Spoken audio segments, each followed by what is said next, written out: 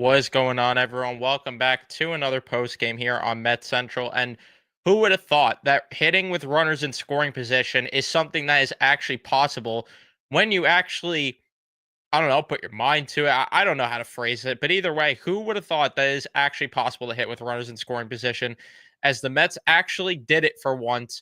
And sure enough, they win a baseball game. Crazy concept, I know. And it would be great if they build on this because at the end of the day, unfortunately, I can't sit here and get all pumped up and say that things are going to turn around until I see it, which hopefully that is the case. That's all I could say is that I hope that it ends up being the case and I could look back at my rants and say they were for nothing because they found a way to heat up. But unfortunately, I can't sit here and parade everything entirely until I see it consistently. It's never going to be this consistent and this effective. But even if you are effective in some regard with runners in scoring position, it would be wonderful because this is what this offensive ceiling should be. Going out there and annihilating a pitcher that is making his major league debut or is pitching for, his fifth game, making his first major league start. That's what you should do to a bullpen that's taxed. This should be the bare minimum with this offense. And I'm just glad that they actually showed it for once. Before we jump into everything, I ask that you please leave a like on your way into the show, or if you're watching on replay, subscribe if you guys are new to the channel, especially if you're Met fans, and turn on your notifications so you know when we upload or go live here on Met Central. Like I was saying, though, I need to see this more to believe that this is what they're going to be, and this is them getting out of the funk. And they said it on the broadcast too, and I feel a similar way, and that this is how I felt coming out of the trade deadline. No one will care what you did the first however many months of the season if you go out there and start to perform like this. And jumped on, they jumped early offensively. You get 2 on with 1 out. Pete Alonso gets his 250th major league home run to make it 3-0. The problem is Kodai Senga, which he has not looked the same since he returned from his injury. I don't know what's going on anymore, but it's very concerning, to be completely honest with you, that he is not giving you any sort of volume. And it's getting to the point where you have to call up one of these young pitchers, whether it's McLean, whether it's Sproat, whether it is both. You cannot survive with Kodai Senga not giving you volume. You cannot survive with Frankie Montas not giving you volume. You cannot survive with Clay Holmes not giving you volume. And Sean Manaea, I think he's starting to work his way back to giving you that volume. But unfortunately, we have to wait and see if he could actually get his way up there. And then David Peterson, he's by himself as the only guy that is giving the volume that's necessary. And that's where I look to, are they going to try to crawl until September before calling one of them up? I just wonder what the plan is there, because just really rough outing for him in the second inning, loads the bases up, gets a double play ball from it. So he limits the damage to just 1 run. But then the third inning, I mean, he's allowing a home run to Dominic Smith as he's just leaving his fastball right over the plate all game long. Just horrible location. Then the fourth allows an RBI single to Grant McCray. But credit to the offense for once supporting their pitcher, because it's something that they have not done a lot this season. Cedric Mullins getting on board, steals a bag. Beatty drawing a walk. Nimmo having a clutch day, getting a big RBI single there. Lindor making me want to throw something at my TV for bunting, but it ended up working out, so I'll shut the hell up about it, even though I don't want to see the $341 million shortstop bunting. That's, again, it's just me, but it worked out there. And then Soto, I hit into a double play, which Soto, man, just a complete pumpkin with runners in scoring position. The only good news is, and this is another thing they were talking about on the broadcast, with how deep this bullpen is, they were able to go to Reed Garrett in the 5th inning and able to get all the outs that they did, getting 4 from Reed Garrett, 4 outs, getting Gregory Soto to give you those outs that you needed.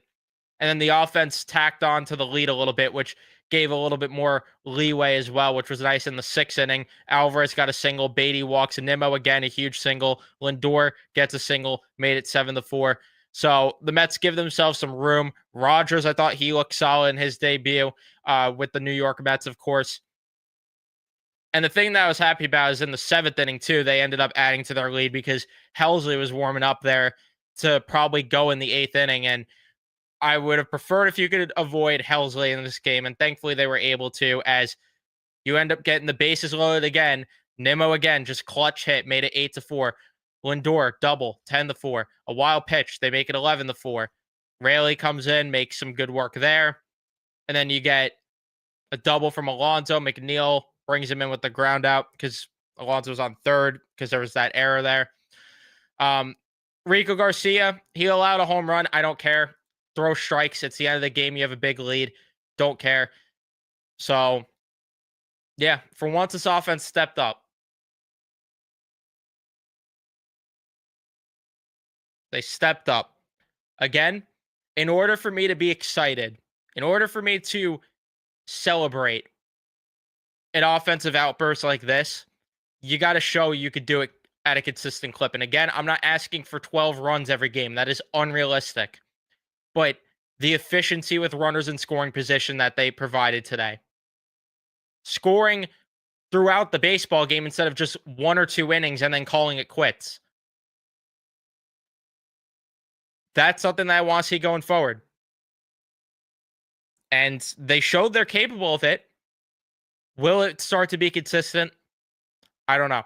The main thing for me is I need to see it against good pitching nonetheless, too. You did it against the bad pitching, which you should be doing. Again, I'm not going to discredit them for doing it against poor pitching. You should be beating up on bad pitching. But you got to show that you could do it against the good pitching, too. And you got to show that you could start to formulate this into something consistent.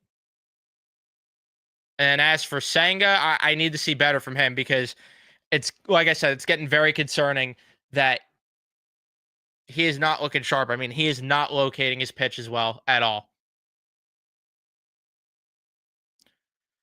So I'm very I don't know. I don't know how to feel about him. But all I know is that, again, if you're not going to get the volume from him, Holmes, and Montas, which we'll see about Montas tomorrow, you got to call up one of these young pitchers. It's just time because you need someone that's going to give you some volume potentially. And I don't know if they're going to go with an innings limit on those guys if they get called up or what.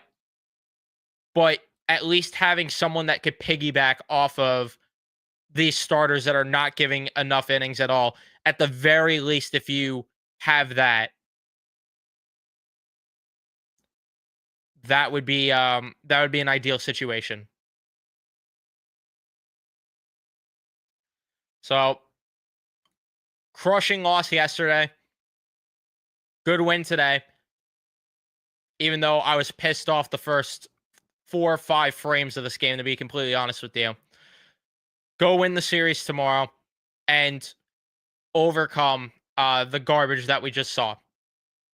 Because team has a knack for going on long losing streaks and then long winning streaks. Give me a good winning streak here.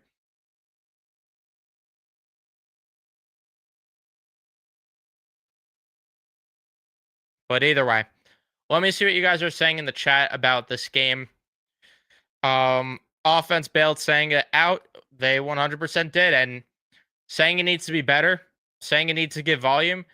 But at the same time, it's nice for once for the offense to be able to say that the offense actually was able to bail out some bad pitching for once. Not that I want them to pitch bad, but it's nice that this offense actually picked up the load for them. Pause. But you get what I'm getting at. A little hesitant. I'm right to be a little hesitant because tomorrow might just be the opposite. Fingers crossed anyway. Unfortunately, yeah, that's where we're at. And I hate that I have to sit here and feel this way after a really good win because believe me, I want to be absolutely amped up and excited and be like, oh yeah, now this is going to get them on a roll. But they've had wins like this before, and then they just lay an egg in the next game. Like we saw when they beat the Yankees 12-6. The next game, they end up dropping it, unfortunately. We go to a couple other games where they produce with runners at scoring position in the past, and then, carrying it over into the next game or the next series. It just does not happen. So, unfortunately, we have to be hesitant. I don't like that we have to be, but that's unfortunately where we're at. How long are we going to play this? 4 or 5 innings, then the bullpen. This plan will not succeed. And I agree that that's a concern as well, that you need more volume. And that's why I'm saying you gotta make some sort of call up here. Or at least have someone that could piggyback, because you don't want to tax these new relievers. That would be very problematic. We said yesterday that it's all on the offense, and today proves it. We have one of the best lineups on paper. They just need to produce. And that's why I get so frustrated. I wouldn't be getting frustrated if they didn't have the capability of doing it, but they do. They have the capability. It's just, why is it something that isn't consistent? Why is it so bipolar? I just don't understand it. But I'm hoping that this time it's different. The problem is, I say this after every offensive outburst, and it doesn't happen.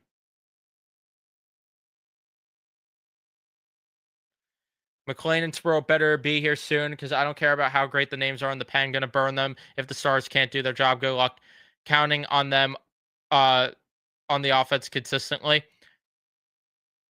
You're not wrong. You're not wrong about any of that. And we saw the bullpen start to get taxed earlier in the year because of the same issue. And I already see people ripping on Stearns for not getting a starter at the deadline, and like, oh, see, this is why they needed one. Again, I'm going to reiterate the point I made yesterday. What did you want him to do? There was one good starting pitcher that got moved at the deadline, and that's Merrill Kelly. Outside of that, Dustin May was not moving the needle. JP Sears was not moving the needle. Whoever else, I'm trying to even remember any of the other starting pitchers, but all I know is that, oh yeah, Charlie Morton, that's not moving the needle.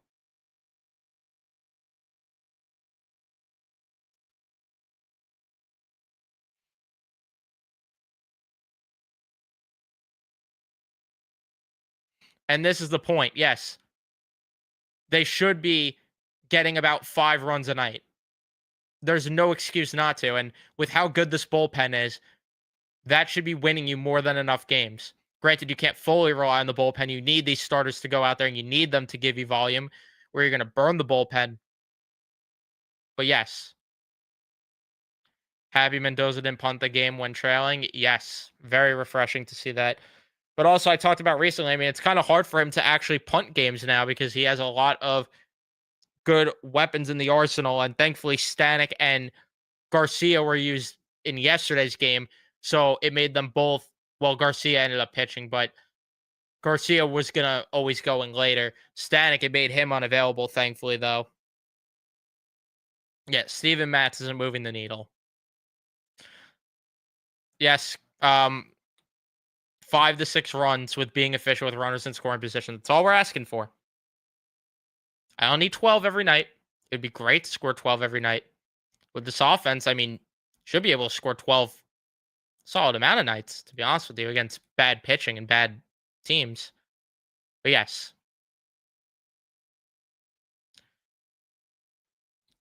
got to see them build on this. Or like we've said time and time again this year, it's just a good offensive performance, and it does not matter by the end. And then I don't even know who they're going against tomorrow. Wessenhunt. Carson Wessenhunt. Or Weisenhunt. However you say his last name. That's who they're going against tomorrow. You got to win. Have to win. Thank you everyone for tuning in and watching. Leave a like if you enjoyed, subscribe, turn on your notifications so you know I upload or go live, and I'll see you guys in the next one.